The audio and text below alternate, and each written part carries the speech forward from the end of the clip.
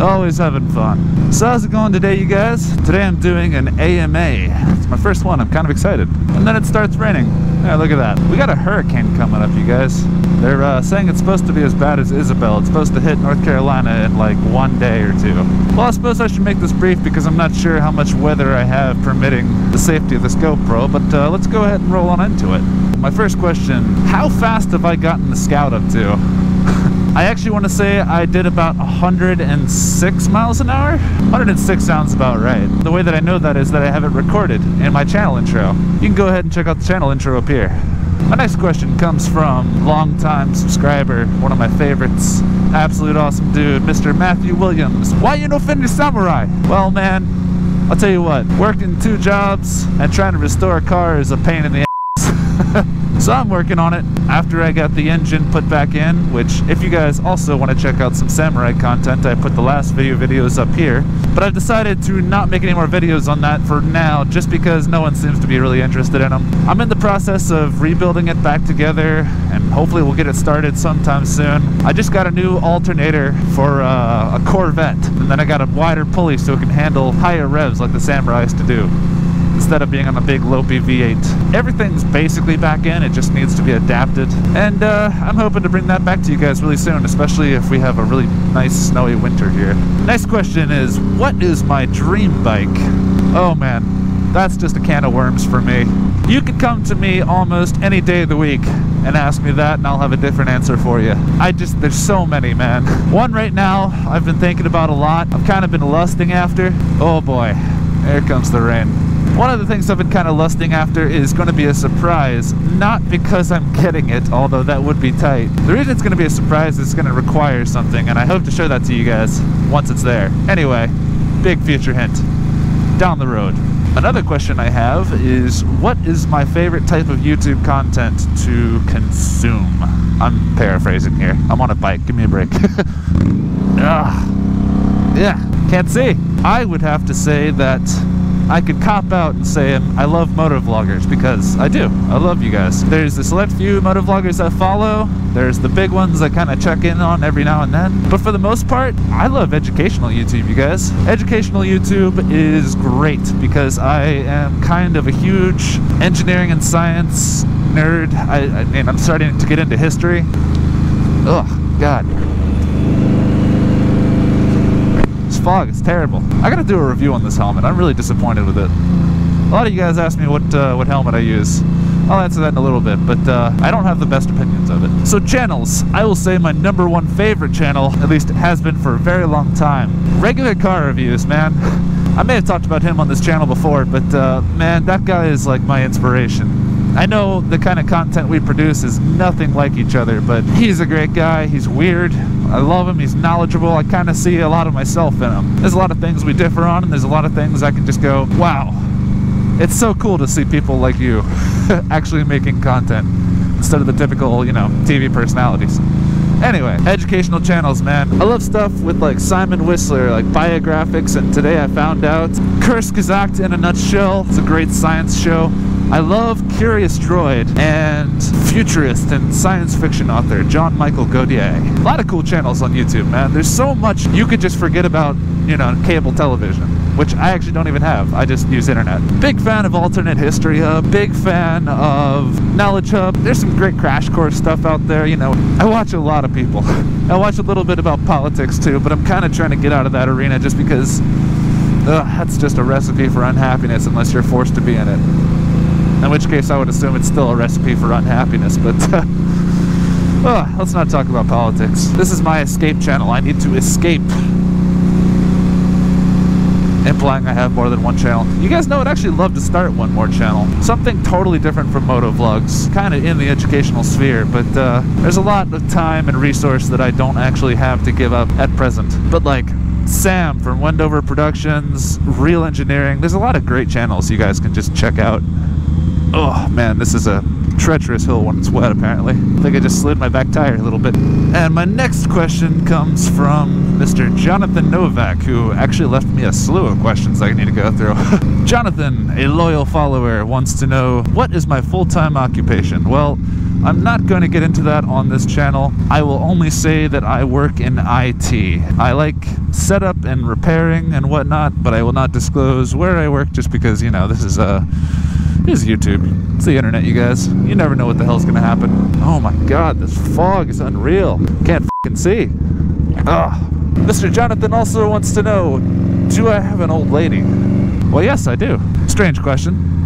But yeah, I do. So you asked in relation to Shade Tree Surgeon, which he's got Jess on his channel. You know, they're kind of just together on his channel. I think the most you'll see of my girlfriend, I followed her home in the Buick on this bike when I was just first buying that.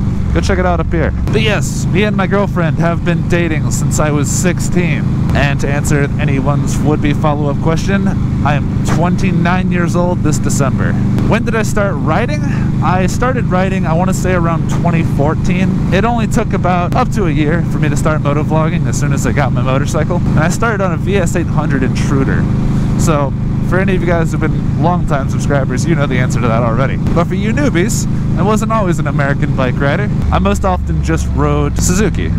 Because I had a 1400 after that until a minivan decided to pull out in front of me and boom, no more 1400. Cut to a year later and I now have this thanks to insurance and lawyers. Now as far as me demo riding, he wants to know if I'll demo ride a Modus. And my answer to that is absolutely yes. I would love to partake in driving a Modus motorcycle. The problem is threefold. One, Moduses don't really have, you know, they're kind of a boutique brand, so their actual dealership network is kind of slim. And because it's kind of slim, they're kind of hard to find, as well as they are prohibitively expensive. But overall, my answer to the question is I will test ride anything. So dealership, accessibility, price, I mean obviously I'm not buying it, but I think a lot of people found out that they are very prohibitively expensive.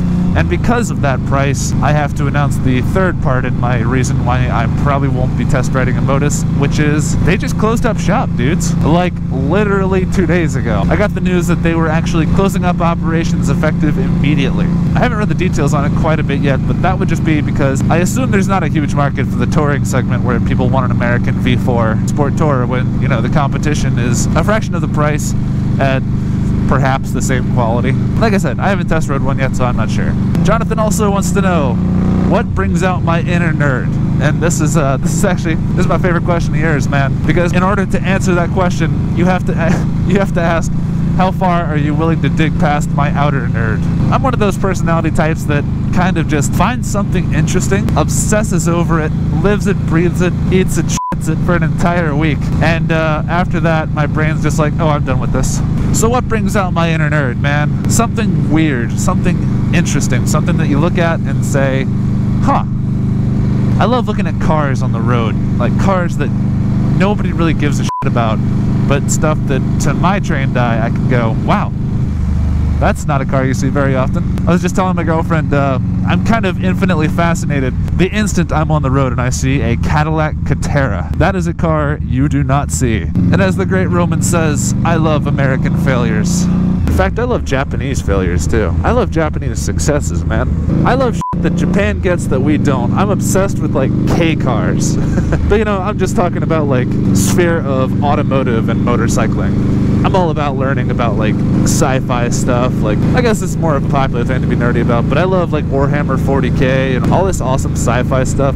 I recently found a channel called Lazy Game Reviews. He's kind of popular actually, but he does this awesome series of videos where he just takes old computers like from the 80s and restores them to working condition, and it's just like, just the aesthetics of that era, just like, god damn, things were so corny, but they were so beautiful at the same time. It's like looking at any kind of 70s Japanese car. I'm a huge fan of 70s Japanese cars. Cars more than motorcycles, actually, because there was the UJM platform that, you know, everyone started copying in the 80s that Honda sort of started, but it's like, there's other cool stuff within the Honda sphere that isn't UJM. Like, UJM got very popular for a reason. But I'm in love with stuff with, like, square 4 engines that don't even share the same common crankshaft. The Honda V4 Interceptor bikes, like all this weird stuff. I love 70s and 80s Honda because they were just there to innovate. They were doing stuff different and interesting. It was also interesting, and it was just like, I'm a big nerd for that stuff, you guys. Anyways, I've rambled on quite a bit about that, but to answer more of your questions, have I wheelied the Scout yet? And the answer is absolutely not. I'm absolutely a when it comes to doing shit like that, and I got way too much to lose, man. In fact, when I went to pick up my Scout, I didn't get this on video, but I was talking to the tech guy who he actually fixed my exhaust. Great dude. He worked on my exhaust, but I also met him the day that I bought this, and he said, yeah, you could try and wheelie it, but you may be needing to replace that clutch pretty soon after. I don't think the Scout is really built for wheeling, you guys. Like, we'll talk about wheelies once we get to the FTR 1200. And also, Jonathan wants to know, is he a tool for riding his motorcycle? All decked out in Indian gear, helmet, jacket, gloves, boots, basically everything, the whole deal. No, man, you're not a tool. You just may be experiencing the same thing that sport bike riders, when they're all decked out in the same colors and logos and all that. You're just a cruiser Power Ranger, that's all it is, man. And I think the last thing I have time to answer today is, will I come on this ride with you? Hey, man, I'm nowhere near Michigan, and it gets f***ing cold up there. I live in Virginia, so we get the extremes of both, the north and the south. We get 120 degrees in the f***ing summer, and then we get 120 minus degrees in the winter. Obviously hyperbole, but you get my point. All I can say, man, is if I'm ever up in Michigan and we can go across that bridge you talked about, I'd absolutely love to. It'll be fun as hell, dude. I gotta break out of my East Coast vibes first, man. This is where I live. This is where I've always lived. I think the furthest west I've ever been is almost to West Virginia. Okay, so that's a lie. Well, so I've been all up and down the East Coast. I've gone to Minnesota one time. Never spent a whole lot of time there, and yeah, I'm just never there. But if I'm ever there, man, you can be sure as hell we'll f***ing ride together. It'll be a grand old time. Now, as far as grand old times go, oh wait. No, there's an elephant in the room I gotta address. One more question. Yes, I have long f***ing hair. I have not cut it since I was 12. I've had, oh man, I just came to the realization that I've had long hair more than half of the time that I've been on this planet. Feels good, man. No, I'm not gonna cut it. Because, man, I don't know if you guys know this, especially for the ladies out there that should realize that all of the male self-esteem is just located on top of their head and on their shoulders and on their face. Not shoulder hair, like shoulder length long hair. There's probably a select minority out there that dig George Costanza more than they dig Jason Momoa, but you know, I don't think that's even close to the majority, but you know, you guys do you. That's awesome. George Costanzas, they're probably happy out there, man. Just don't catch them once they're out of the pool. Anyway, guys, I'm gonna get on home before this hurricane hits. If y'all are on the East Coast, stay safe. If you're watching this with sunny skies, thanks for watching. Peace.